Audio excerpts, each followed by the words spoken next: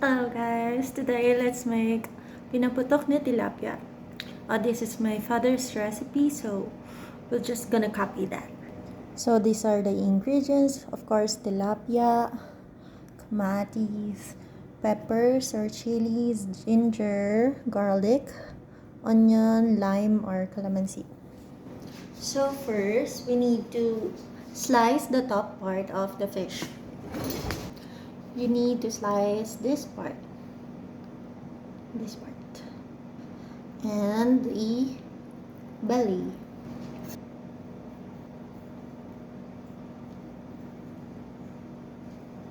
So, pwede nyo daw ito ipagawa sa palengke. Or kung kaya nyo, kayo na lang. Pero dito kasi, mahirap siyang ipagawa. Yan, naoperahan ko na yung chicken. Yung isda. Right, so, yan siya. Nagkaroon na siya ng natanda na siya, guys. Tondo. Yung isa pa. Yung tilapia nila dito, red siya, guys. So, ito lang yung meron tayo. Red tilapia. Ikat ko lang yung fins. Kasi medyo mahaba, hindi mo naman kakainin. Nagupitan ko rin siya, guys. So, here's the salt. Let's put salt all over it. And sa loob mismo ng katawan niya. Screw. Inside body.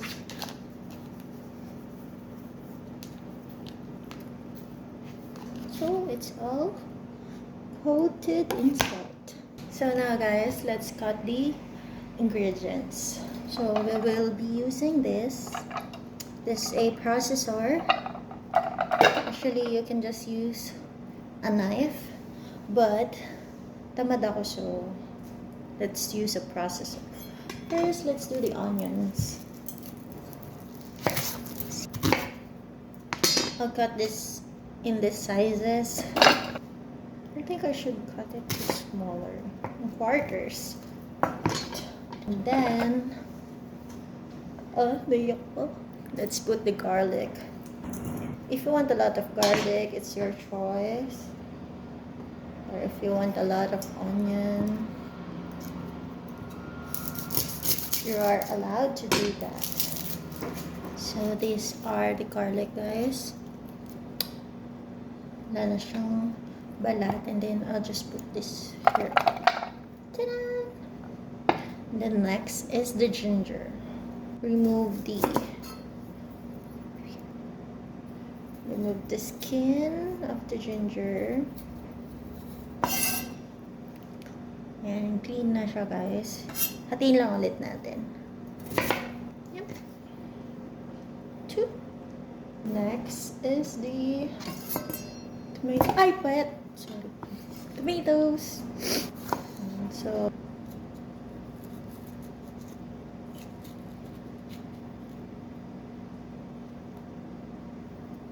just like that.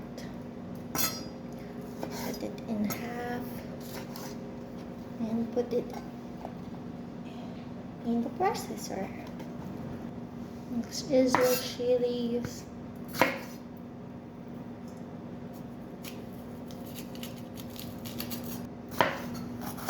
So, ni-remove ko lang yung ibang seeds niya. It's looking like this. I don't know kung kaya niya, pero let's see.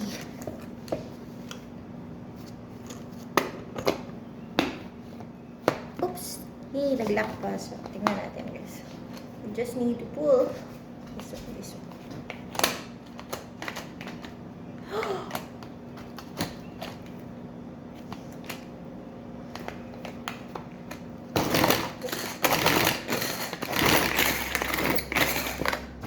See again.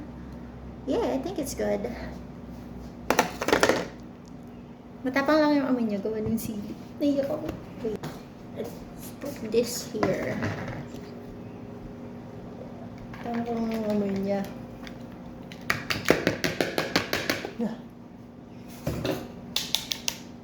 Dapat pala hindi ako nag-process. Legit na naiyak ako. Nakakaiyak. Ayun siya guys. Guys, dahil i-bake natin yung fish, isa-set natin to bake and then 370. Yan, start natin. Yan guys. Degrees Fahrenheit yan. Start mo and then nagpipreheat na siya. Ay. So ngayon, gagawa tayo nung sauce niya. Basta sauce siya. So, una natin ay oyster sauce. 1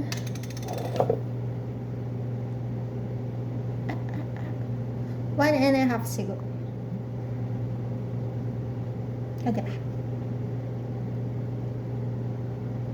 1 and a half. So, sabi ng father ko, hindi niya daw masasabi kung ano talaga yung measurements. Kasi tinitikman niya lang after. Paano yun? So, next. And next, etong seasoning. Lagay tayo ng 2 kutsara. And then, pepper. Sabi niya, 1 kutsara ng ground pepper. But, mahilig kami sa pepper, so go lang. And then, soy sauce. Soy sauce. Guys, ang mahal nito dito. Ginto to ginto. 2 tablespoon.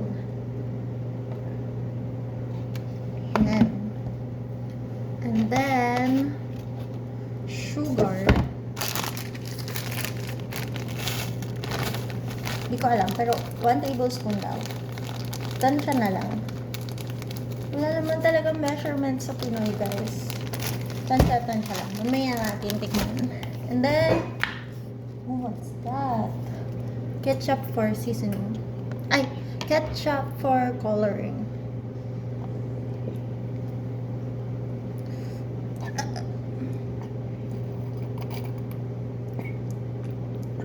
So, 1 tablespoon lang nilagay ko. Then, calamansi. Ay, lime to. And, sobrang asim niya kesa sa calamansi. So, lagay ko siya ng 1 and a half. Mahirap pa niya. Wala pa akong squeezer. Mahirap siya gawin. Oh my gosh. Dapat siguro isa lang. Wait. Titikman natin after. So, we mix it. Mix. And then, titikman natin. Saka naman tayong gumawa ng sausawan.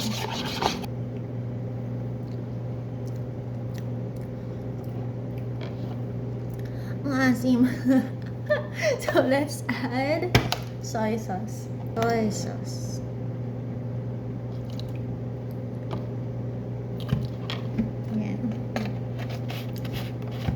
Ang hirap mag-experiment. Okay na siguro yan. Ay, kita nyo ba? Okay na yan. And then, lalagay natin itong mga ginawa natin. Masyado ko itong nadurog, pero okay lang ito para mabilis kainin. Nakakaiyak.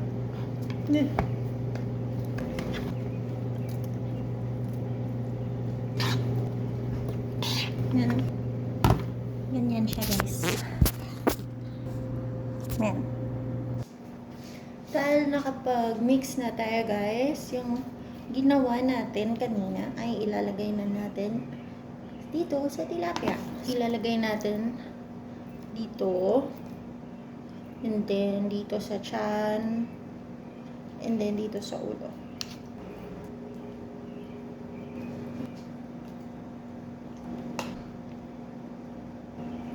Ang favorite kong tilapia dish, guys, ay yung inihaw and itong pinaputok.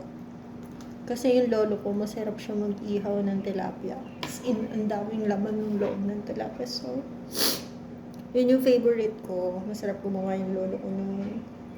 And then yung papa ko, ito, masarap siya gumawa nito. So, kung nabubore na kayo sa mga normal nyo na tilapia na prito or ginataan, you can do this. For the next step, guys, we will be using aluminum foil and some oil. So, you put an oil. You put oil here. Para hindi siya dumikit.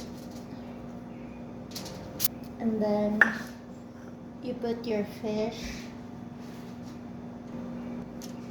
here in the middle. Just cover it. Roll the aluminum foil with the fish. 1 and 2. Cut the aluminum foil like that. Like this, like that, like this. And then, cover yung dulo para hindi daw lumabas yung kanyang juices. And after that, lagay natin sa baking pan. Here. Let's put that here and I'll just do the other one, okay? So this is how it looks now, guys. Just covered with foil and then we'll put that later in the oven. And guys, dahil na preheat na natin to 370 degrees Fahrenheit yung ating oven, ilalagay na natin siya.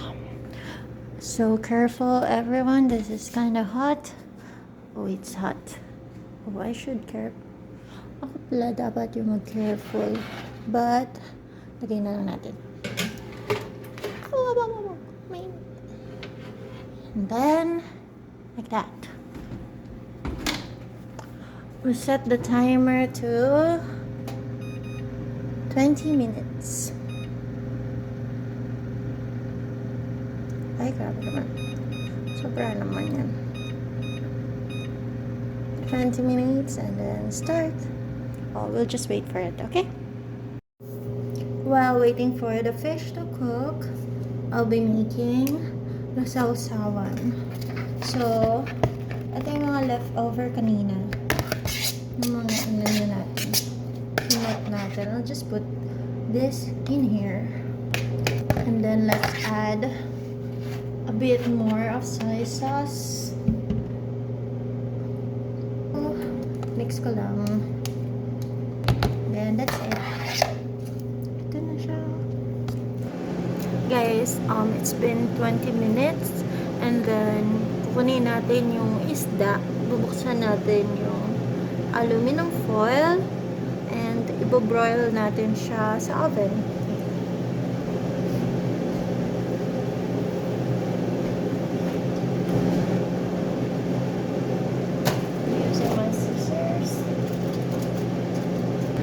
So this is how it looks after 20 minutes and lalagyan natin siya ng cooking oil or butter kasi ibobroil natin siya. So let's put cooking oil and let's change the settings to broil. Broil. That's the broil. Babalik lang natin tong isda. Okay, it's hot. Oh my gosh, it's so hot.